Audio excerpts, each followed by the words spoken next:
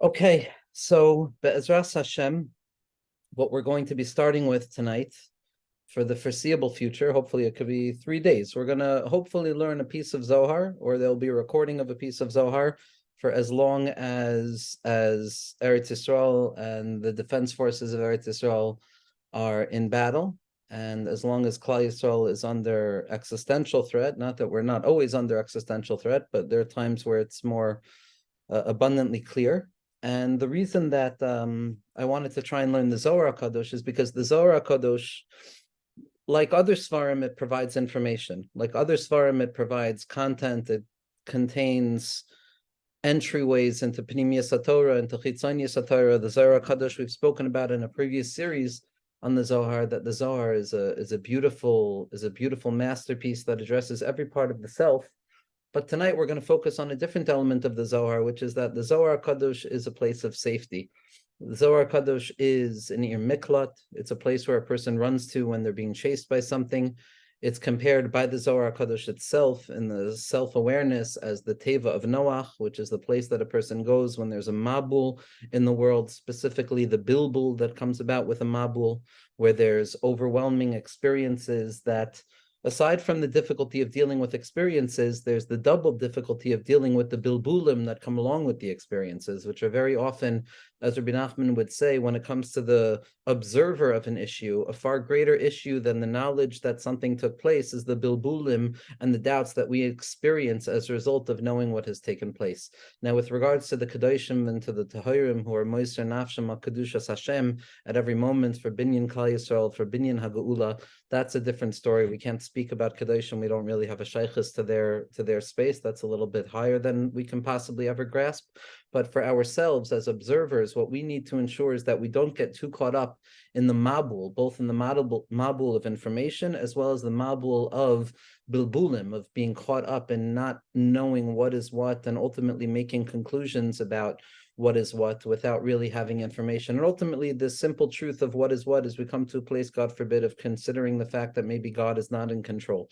And God forbid, mehai daisa, we have to fight against every ounce of any thought that enters into our mind that HaKadosh Baruch Hu is not as fully in control of the Welt as he was a moment before we heard about the terrible news.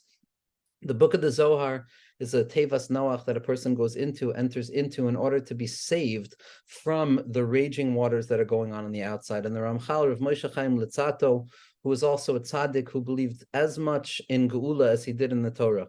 He believed as much in Mashiach as he did in the Rebbeinu Shalom, which means to say that a fundamental principle at the heart of our faith is the belief that Mashiach Tzidkenu will come. He will come when he is supposed to come, obviously. But there are certain times, there's a certain hisayrus in the Welt, as all the tzaddikim talk about, that give us the ability to tap into a mindset of Mashiach.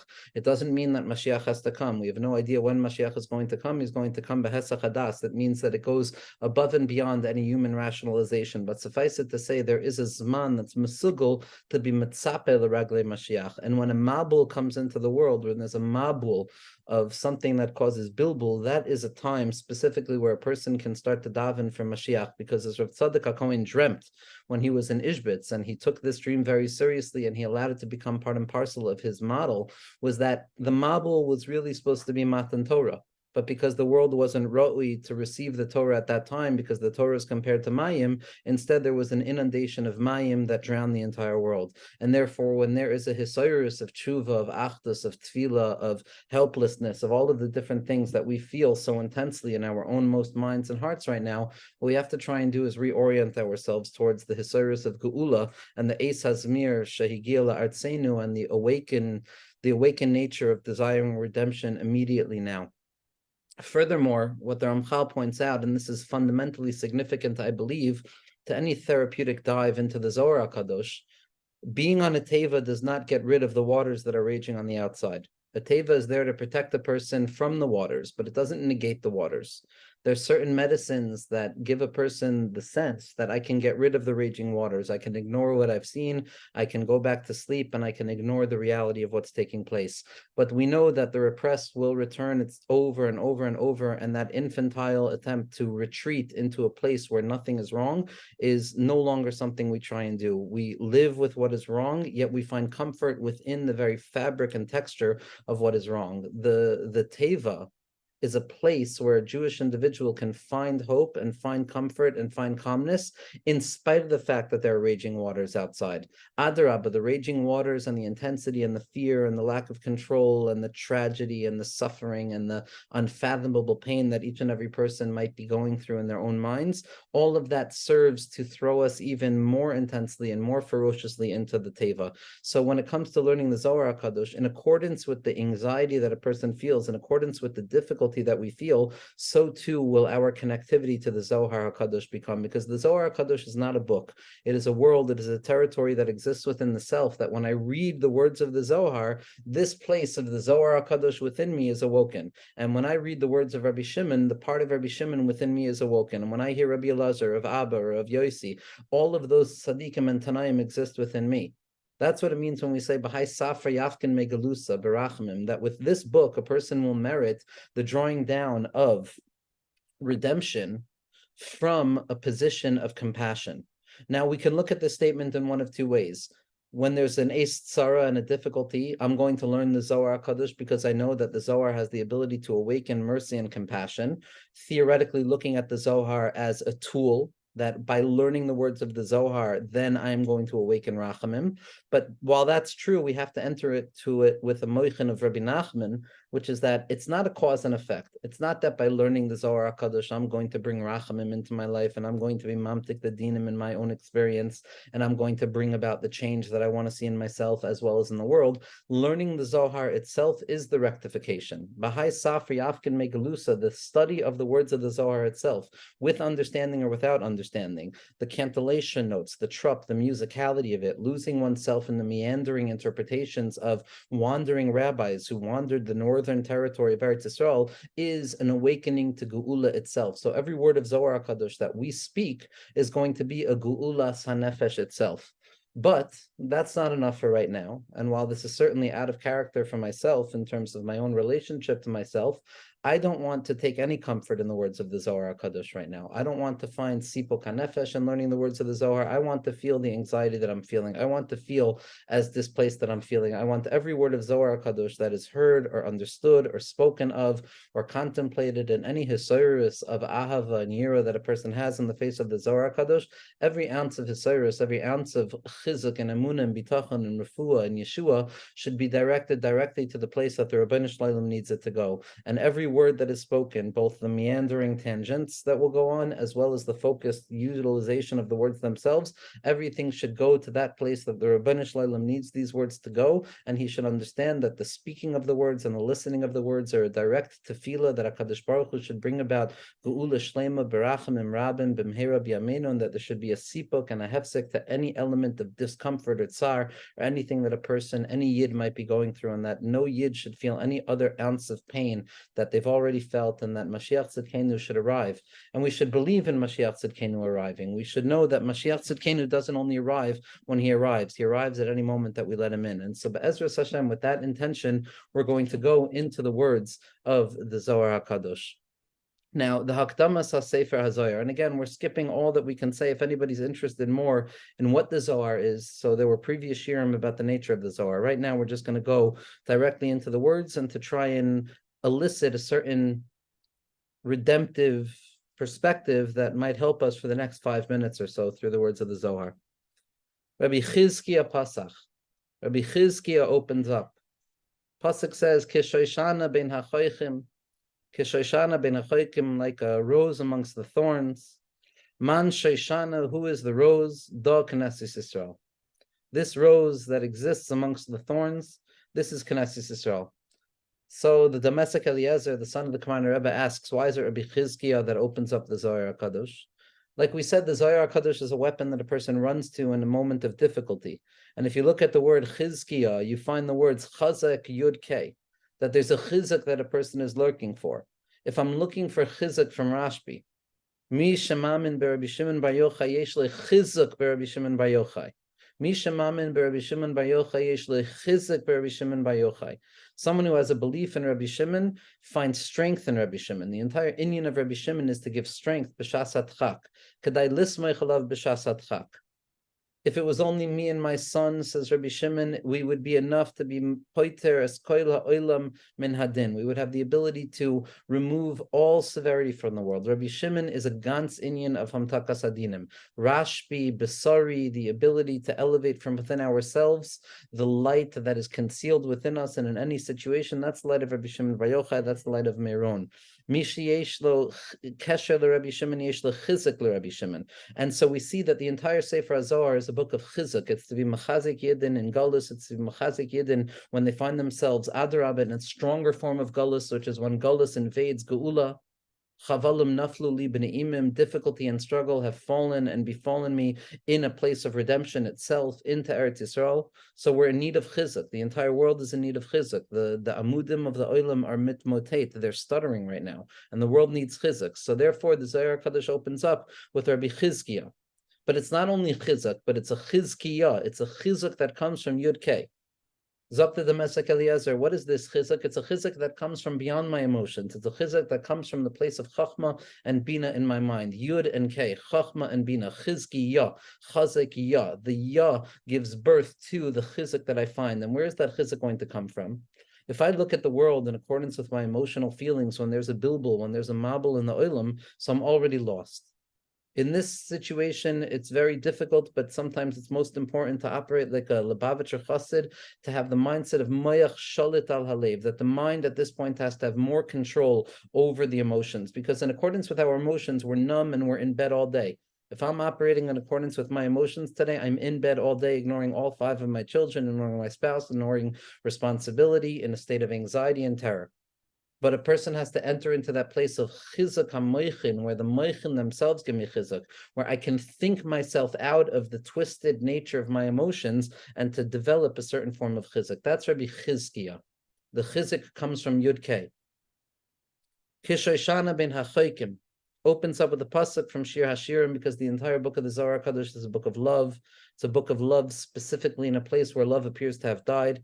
Like a rose amongst the thorns. Already, the first statement in the introduction to the entire Zohar is the paradox of beauty that is found within that which is ugly, and light that is found within darkness. That which is sweet that is concealed and cornered and circled by that which is sharp and harsh. Kishoshana ben hachoichim. Man shoshana, who is this rose? Who is this rose that is surrounded by thorns? Da Knesset Yisrael. This is Knesset Yisrael. This is the body of Israel. This is the people of Israel. And when we talk about the people of Israel, we talk about every single individual who has a Shem Yisrael Nikra Leihem, irrespective of any element of connectivity to God or to Torah or to mitzvah. It makes absolutely no difference. From a perspective of Yichud, a person who is a Yid as much as the biggest Tzaddik Hador. And the Tzaddik Hador is as mukusher to every Yid in the Welt as they are to their Talmidei Hamufakim. And so at this point, we're talking in the Zohar Kadosh, not talking about individuals, not talking about those who are worthy of understanding secrets. We're talking about Knesset Yisrael and Gansen, every aspect of Knesset Yisrael. They are the rose that are surrounded by the thorns. Begin to Is Shoshana v'Is Shoshana. Because the Zohar Kadosh says, because there is a rose and there is a rose. Now this statement, Is Shoshana v'Is Shoshana, is a statement that's going to be repeated throughout the Zohar, not only with the object of a rose, but with any object. Is simcha v'is simcha, is bechia v'is bechia. There's crying and there's crying. There's happiness and there's happiness. Because what the Zohar HaKadosh is operating on, and what the Zohar HaKadosh is trying to reveal to us, ultimately, it's just a red alert. Okay, Ezra Hashem. What the Zohar Kadosh is trying to awaken us to, is that Is Shoshana v'Is Shoshana.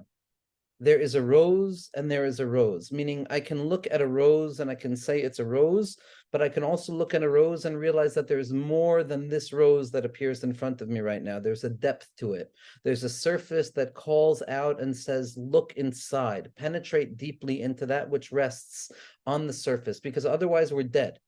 If we look only at the Shoshana, if we look only at the rose as it appears in this worldly existence, we're done. Because when we look at the world as it is, it's ugly, it's destructive, it's terrifying, it's scary, it's miserable, it's unfathomable. But it's only with the perspective that is Shoshana v'is Shoshana. There is a rose and then there is a rose. There is two ways of looking. There is, and it's not ignoring the first rose only for the second rose. It's not ignoring the outside and looking for the inside immediately. It's the acknowledgement that is Shoshana.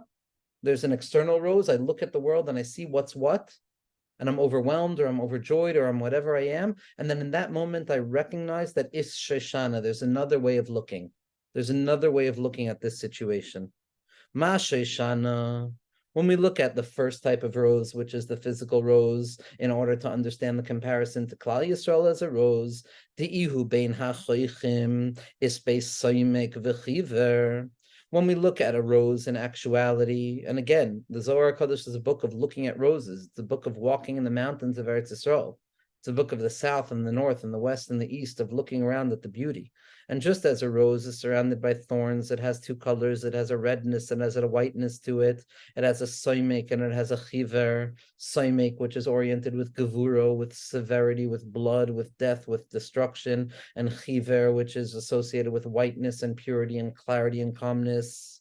Just as the rose is surrounded by the thorns and it contains these two colors, oif knesses Yisrael is by din verachme. So too, when it comes to Klal Yisrael, they also are oriented toward these two perspectives of din and rachamim. There are times when we look at the world through a perspective of rachamim, where we can see abundantly clearly how HaKadosh Baruch Hu is manhig the Welt, almost like what the first 6 days of Sukkot felt like in Eretz Yisrael this year. And then there's a day of din, where a person orients themselves towards the world as a yid, from the lens of severity, of constriction, of tzimtzum, of the fact that achen ata kel mastater, that yes, if you want to understand me, says the Rabbanu Shalom, then first and foremost you have to understand that yes, it is true. In fact, I am a God that conceals himself. There's din and rachamim. Ma sheishana isbeit leisar alin. What is it with regards to the rose that has its 13 petals? Oif knesses Yisrael isbeit leisar mechilin derachmid desachrin lamikol sitraihu. Just as the rose is surrounded by 13 petals, so too Klal Yisrael, which is compared to the rose, is surrounded by the 13 midos of rachamim. Of Hashem kol racham l'chan nerech apayim rav chesed v'yemes notzeh chesed alafim notzeh yavam v'pesha v'chata v'nokeh. We're surrounded by the midos of rachamim on every level. Uif Eloikim de Hocha Meishaisa de Idchar Apik Kleisar Tiven Lesachra Knesses Yisrael Ulenanterla Lebasar Idchar Zimna Achra. Just as Knesses Yisrael are protected by the 13 Midos Harachamim, by that awareness that HaKadosh Baruch Hu has, that in accordance with our deservedness of anything from him, we're undeserving. And therefore, Rachamim opens up the opportunity for HaKadosh Baruch Hu to look at us through a lens of, even though we're not deserving, he's going to love us the way he truly loves us, which is to give us Rachamim Rabim. And the prerequisite for Rachamim Rabim is the orientation towards the fact that it's a masnas chinam. It's not deserved, it's a gift that comes from the Rabbanu Shalom, because he's decided to unlevel and unreveal or reveal this light of Rachamim and Chesed. So too, the first word of Eloikim in the entirety of the Torah, and the Gra has a big asik of this in his Perush on Safra Ditzniusa, it's only mentioned after 13 words. Eloikim appears for the first time after 13 words are said in the Torah, to imply that there has to be these 13 levels of protection prior to the emergence of Eloikim. Eloikim represents din. What it means is that when HaKadosh Baruch Hu unleashes din in the world, unleashes din upon Klal Yisrael, it's not without the preparation necessary in order to protect ourselves. It's not without the Rachamim Rabim that are there at the beginning, at the end, to ensure that any difficulty and any din that Klal Yisrael goes to is ultimately going to be subsumed and transformed by the Rachamim Rabim that precede it, and the Rachamim Rabim Gedolim She'akabsecha, the Rachamim of Mashiach that are going to follow it. Amai idcher zimna achra. And only afterwards do we see that the Shem Eloikim, we're going to see more din. Why is it mentioned again? La'afka chamesh ilin takifin de tzachar n'shoishana v'inin chamesh ikron yeshuas v'inin chamesh taran. The Zohar Kadosh says, after the Shem Elohim is mentioned the first time, there's 5 more words until the Shem Elohim is mentioned the second time. So if we see the Shem Elohim the first time, why is there a need for the Shem Elohim to emerge the second time? And so here it's these 5 words that the Zohar HaKadosh is going to be focusing on. There are 5 leaves to the rose, and these 5 leaves of the rose represent the 5 strong leaves that protect the Shoshana, which are referred to as the 5 levels of Yeshua. They're associated with the 5 levels of redemption, ve'inin chamish tarin, which are in truth the 5 gates, which when you multiply 5 by 10, because everything is contained with 10, you find the 50 sha'arim, which are the 50 sha'arim of Bina. Because Gevura, as we're going to see, severity, in these 5 leaves, which are the 5 Gevuros that we encounter in the world, they're ultimately the opening for us to find the tunnels and the pathways that we need to the Rabbeinu Shlalem. Because without Gevura, without severity, without the recognition of differentiation and separation, so then we have no access to HaKadosh Baruch Hu. So what are these 5 leaves that rest upon the 13 petals of the rose? So they're referred to in the Zohar HaKadosh as the Oisios Manspach. Mem Soifis, Nun Soifis, Tzadi Soifis, Pei Soifis, and Chav Soifis. Mansapach are associated with the Chamisha Gevuros. Anytime a person is in the world, any moment that a person is conscious, there are 5 Chasadim and 5 Gevuros. There is a way of looking with my 5 senses at the situation through the lens of my Chasadim, seeing the world as good and beautiful. And there are 5 senses that can be seen through the lens of the Chamisha Gevuros, which are always operating in unison, because das, knowledge, contains the combination of chasadim and gvuros at once. You don't have one without the other. But there are times where the chamisha gvuros are misgala, and those chamisha gvuros are referred to as mansapach. Mansapach, the letters that are sofit, the last letter that ends a word, obviously they have the same movement and motivation as what Gevura does. Gevura ends something. Gevura says ad kan tavo. It's a limit that is set. It is a border that is set that is meant to be guarded. And that border, that mania, that preventive point towards which my mind can contemplate and what my feelings are allowed to feel, I need to mind those barriers, because if I don't mind those barriers and if I don't mind those boundaries at which the self can extend itself, I am going to lose myself. Which is why Mansapach, Tzoifim Amru, as Maseches Megillah says, who created Mansapach? It was the Tzoifim, it was those visionaries, those Nevi'im, who had the capacity of understanding that it's the end of things that allow for there to be a Hisairus at the end of a doubled vision that allows me to see light at the end of all things, that allows me to see goodness at the heart of all things, that allows me to see redemption at the heart of all things. This is why in Tana Debei Eliyahu, as well as in Pirkei Rabbi Elazar,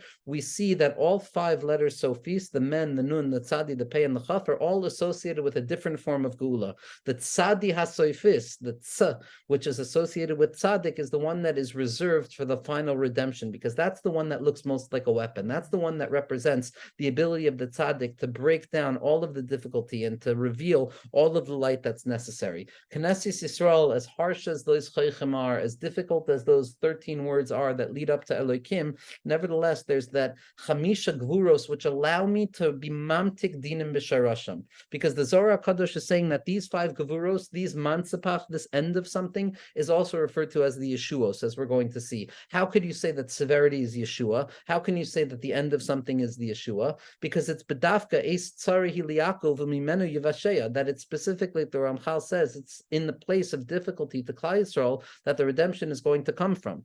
The entire tachlis of the Ramchal's Torah is to be Megala one inyan. It's that the difficulty is in accordance with the level of the redemption that's going to follow it, which means that if it's difficult in the beginning, if it's difficult in the middle and it's harsh in the middle, then there's going to be a revelation of redemption and a sweetening of the judgments in a way that is unfathomable to the mind, Behesach Hadas, in a way that no human being can possibly even begin to comprehend how the light will emerge from the darkness. The moment we try and understand in a human way, we lose. It's not about human understanding. It's rooted in Reisha Deloas Yada, which is the shirish of Mashiach, which is the shirish of Moshe, which is the shirish of David HaMelech, the tzaddikim who die, unfortunately, for the world to be mitkayim, of Moshe, Yosef, and David, who die in the time of Rava the Raven, in the time of Shalashuddis, in order to be Megalazain, as the Zohar Kadosh says, to make sure that we fully understand that they did not die in din, but rather they died berachamim. So too, any pegia, any issue that takes place on a Zman of Shmini Atzeres, a Zman of Or, It's as clear as day that this is not a din in din that's there to destroy, but it's a din that's there to reveal a rachamim rabim that Be'ezus Hashem is going to be revealed. And it's these chamisha gvuros that are transformed into Yeshuos. How are they transformed into Yeshuos? With the recognition of where they come from. It's not about saying to another person, you're okay because it's all good. It's about saying to ourselves that whatever it is that's going on right now, I need to deal with it. I need to acknowledge it. I need to be present for it. But in the end of the day, I am not going to allow myself to go to sleep at night without the recognition that there is a Yeshua hidden in the difficulty. The more severe the difficulty, the more intense the Yeshua, which is why these 5 strong leaves, which are really the mansapach, which are really the revelation of din in the world, are also inun chamesh ikrin yeshuos. They're also referred to as yeshuos. The inun chamesh tarin. This is the nature of the Zohar Kadosh, to take that which appears difficult and to transform it into something that is sweet. Va'al raza daksiv, and with regards to this secret, it's written, kois yeshuos esa, that I will uplift a cup of salvation. Why? Where does the salvation come from? A kos is din. Kos is Gematria 86, which is Elokim. Kos represents the kli that is magavil, the thing that you pour into it.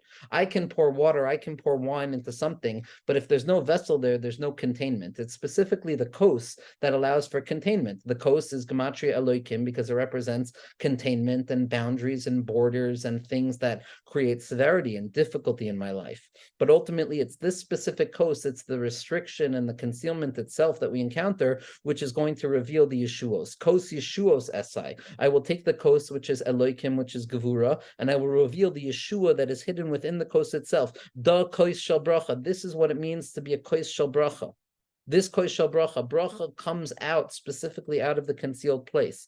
Kos shel bracha itzarech lemehevei al chamisha atzbayin, which is the reason that we have to hold our kos with 5 fingers, because the 5 fingers are the manspach. The 5 fingers are the thing that orient ourselves to limitation, to the fact that I'm holding a kos. But at the very same point, it's those 5 fingers that represent the capacity to transform the difficulty into blessing. Kos shel bracha itzarech lemehevei al chamisha atzbayin.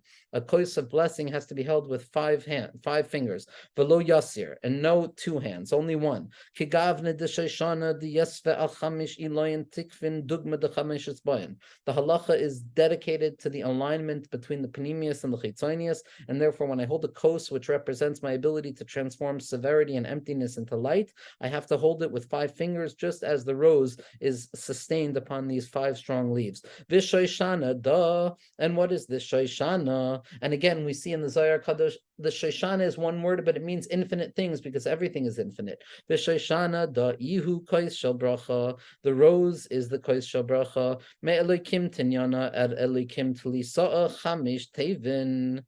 So we saw that there were 13 words prior to the first instantiation of the Shem Elokim, which represents din. Then there were 5 more words in between the first utterance of the Shem Elokim and the second utterance. The 13 words represented those 13 midos harachamim, which are there to prepare us to encounter din. And the next 5 words of Elokim are there to remind us that there is din. But then, me Elokim tinyana, from the second instantiation of din, ad Elokim tlisa, until the third instantiation, chamesh tevin, there are 5 more words, mikan ulahala or, and 5 words after that second Elokim, we find or, the isbari v'isganes, that was created and it was concealed, meaning to say that all gevuros, all severity, all din, all things that are in need of chizuk are ultimately a stepping stone and a marching forward into the light. It's towards the light. The light appears to be concealed. But never think that the concealment of the light denies the reality of the light. When it comes to light, when it comes to rachamim, when it comes to or, when it comes to emunah, when it comes to bitachon, when it comes to yishuv das, if we look for it explicitly, we're not going to find it. And if we assume that because I don't find it, it doesn't exist, then we're not going to search more. But as we said, the entire motif of the Zohar Kadosh is it's shoshana, it's shoshana. There's a rose and there is a rose. Learn to look twice. Learn to have a double take. Because if you have a double take, then where the light light appears to be distant and concealed, you'll find that the light is fully revealed. Ve'iskalil bebris. And where was the light hidden? The light was hidden within the bris. The light was hidden within the covenant. The light was hidden within that thing with which we charge most. That light is hidden within the secret that each and every person carries with themselves at the foundation of their soul, wherein they encounter their immediate relationship with the Rabbanu Shlalem. It's hidden in Yesod. Yesod is Osios Yud Soid. The Soid is always hidden in that which is most mutzna, that which is most concealed, that kedusha, that tahara, that or, all of those things. That's where the light is concealed. That light is revealed and then it's concealed. V'iskalil bebris, it's hidden and contained within the bris. Hahu da'oil b'sheshana, and this bris enters into the rose. This bris enters into that place of the rose to create a yichud of kutcharich v'shchinte. V'afik v'zara v'da ikre eis oitze pri asher zaroi boy. And this connectivity between the mind of das, my yesod, my ability to hold on to the relationship with the Rabbeinu Shlalem in any given setting, that gives me the ability to connect to the Shoshana, which is the secret that there's din and there's chesed at the very same time. That gives birth to the tree that gives birth to fruits. Eitz oisa pri asher zarabo v'hahu zara kaima b'ois bris kodesh. And that hidden power is hidden within the bris. Kamad diyukna the bris is dare ba'arba'in v'trein zivugin hahu zara kad is davig shama gilufim mefarish b'membes asvin the uvda debreshis. What the Zohar Kadosh is saying, or as I understand the Zohar Kadosh in this moment, the Zohar Kadosh is saying something very significant for the moment, that there is a Shoshana. We are the Shoshana. And in order to understand the nature of the Shoshana, we have to understand the doubled nature of a Shoshana. A Shoshana has Yud Gimel Machle Derechimu. It has 13 petals that protect it in Rachamim. But the need for protection by way of Rachamim is because there's going to be those Chamisha Gevuras Takifin. There are going to be those 5 forms of intensity.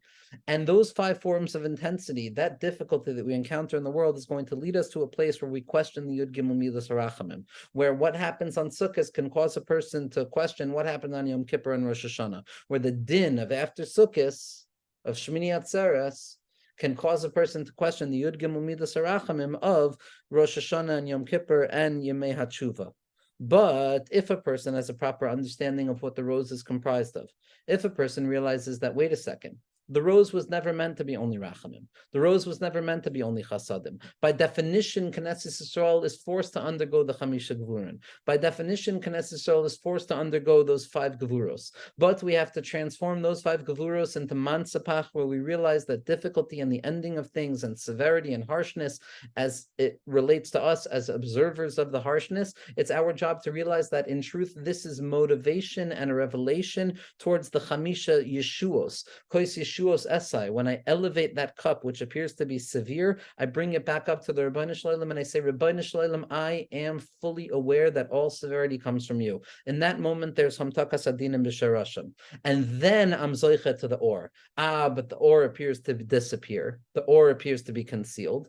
But it's only when a person is sensitive to their yesod, it's only when a person is sensitive to the foundation that rests at the core of their connectivity to the Rabbanu Shlalem, of guarding that thing which connects me most intensely, of holding on to that innermost point of significance and immediacy and specificity that yesod orients me to, of essentiality, that I belong to Hashem and Hashem belongs to me, and that I can do something for the Rabbanu Shlalem that nobody else in history can do, and that I can reveal a light that has never been revealed before.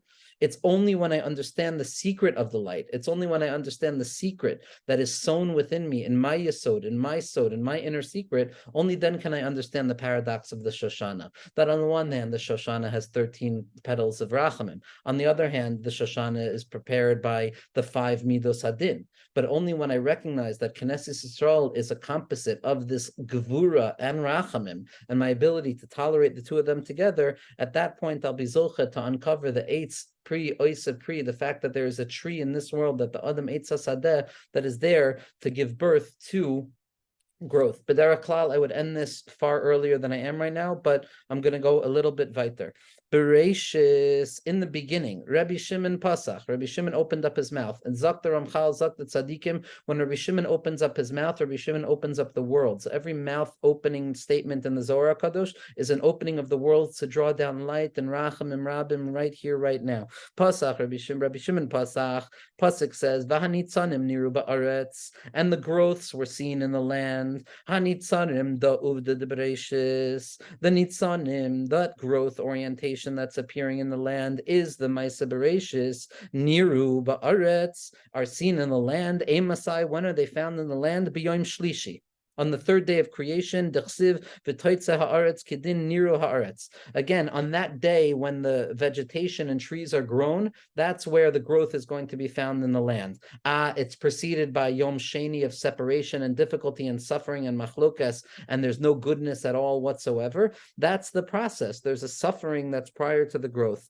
Eis hazmir higia, the time of pruning is abound. The time of cutting away the negativity is here. Da yom revi'i, this is the fourth day of creation. Dahave be zamir aritzin, because on the fourth day of creation is built into the very fabric of existence that there are overgrowths, and there's overgrowth that needs to be pruned. There's evil in the world. There's the opposite of goodness in the world that needs to be cut away. And that was what was revealed on the fourth day. Ma'aras chaser. And that's why the pasuk, when it says Yihi ma'oires b'rekia, ma'oires is spelled mem ayin resh Tuf instead of mem ayin vav resh tuf, because ma'aras implies misa, me'oiros is the osios with a vav is or mavetz, it's drawing light into death. But as a result of the fact that there's kilkul and there's zamer aritzim, there's difficulty that needs to be cut away from this world and gotten rid of and destroyed. Ka'afar da'ara yemach shemam v'zichram ma'aras chatzar. So then, therefore, the world is written, the light and the luminaries of the world are written mechusar avav. The kol hatur, and when does the light of the dove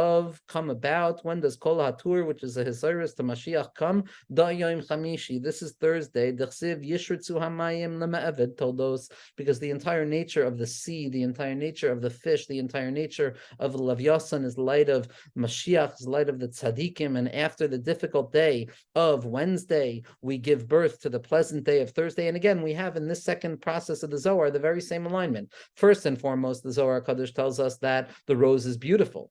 Just like Tuesday is beautiful, there's growth. Then the Zohar Kadosh tells me that the rose is difficult, just like Wednesday is difficult, where there's concealment. And then after the difficulty comes that hidden light, which is Yom HaChamishi D'chshiv Yishritzu Hamayim L'Mavet Toldos.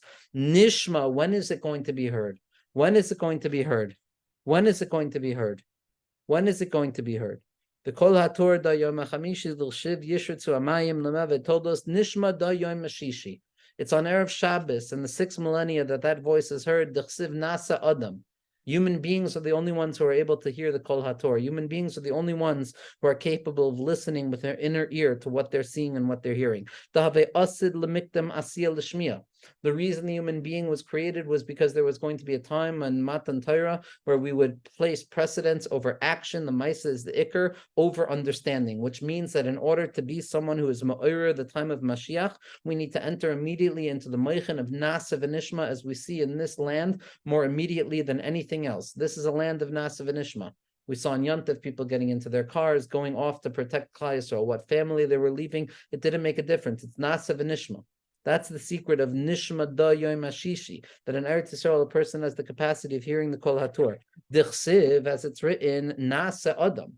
On Yom Shishi, there's the creation of man who's there to hear the call of the Kol HaTorah, which is rooted in the fact that they're willing to do before they listen. D'chsiv Hasam Nasa V'Nishma Ba'artzenu. And what does it mean in our land? What does it mean that it will be heard? It's heard on Yom Shishi.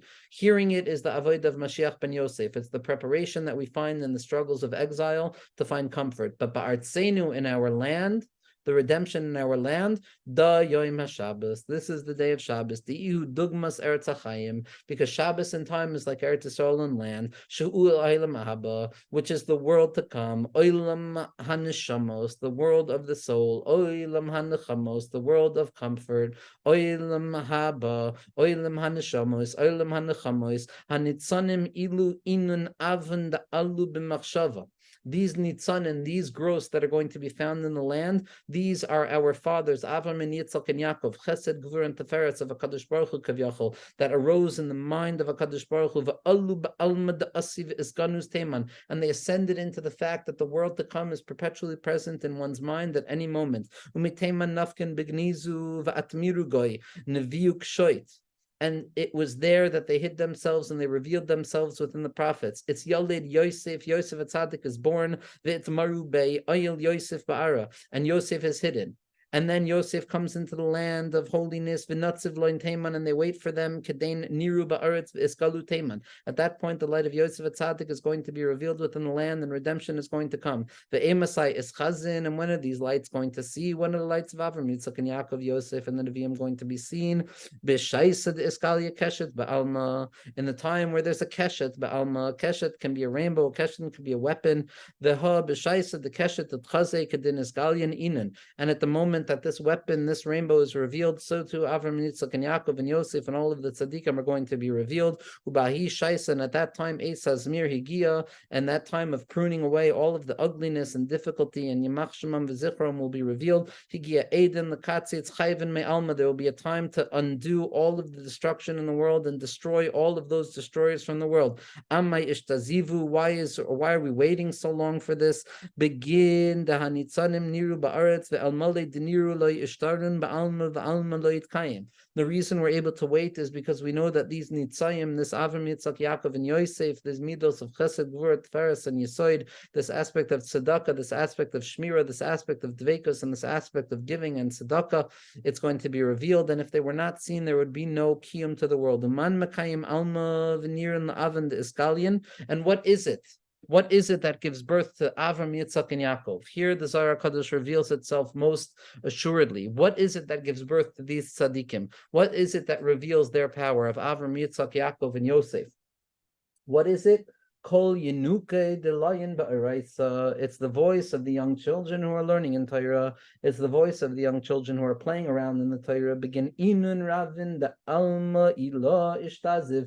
It's as a result of these innocent youth, these children who are screaming out the sound of the Torah. Whether they have any idea what the Torah is or whether they don't, there's no difference between the neshama of any Yelid Yisrael that is screaming out the Torah, kablayin, and in order to receive what the pasuk says in Shir Hashirim, Ture Zahav Nasalach, I will create for you beautifications of gold. Ilin inin yinuke ravrivin oilmin. These are the children who are yoinik meshtei imam. These are the young innocent children of Klal Yisrael. Every neshama in Klal Yisrael is an innocent child of Klal Yisrael. Dichsiv asisa shanim kruvim zahav. The kruvim were made out of the zahav. And be'ezras Hashem, as we continue to learn the words of the Zohar HaKadosh, we'll do it again tomorrow night as well. I'll send out a time. We'll continue to understand exactly what Rav Chizkiah wants from us. What does Rav Chizkiah want from us by opening up the Zohar and throwing us into such a space of contradiction and paradox, and a need to encounter light specifically through severity, and a need to elevate the dinim back up to their shirish, and the ability to connect to the light of Rav Chizkiah, of Chazek Yah, of finding chizuk in our machshavos when we can't find chizuk, and to be miskala berachmim. Again, every word that is uttered, any word that is thought about, any hear her tshuva that is thought about, is kule kula, going directly to the place that HaKadosh Baruch Hu needs it to go in order to bring an end to the suffering and to bring about Mashiach Tzidkenu Barachimim Rabim Be'ezras Hashem.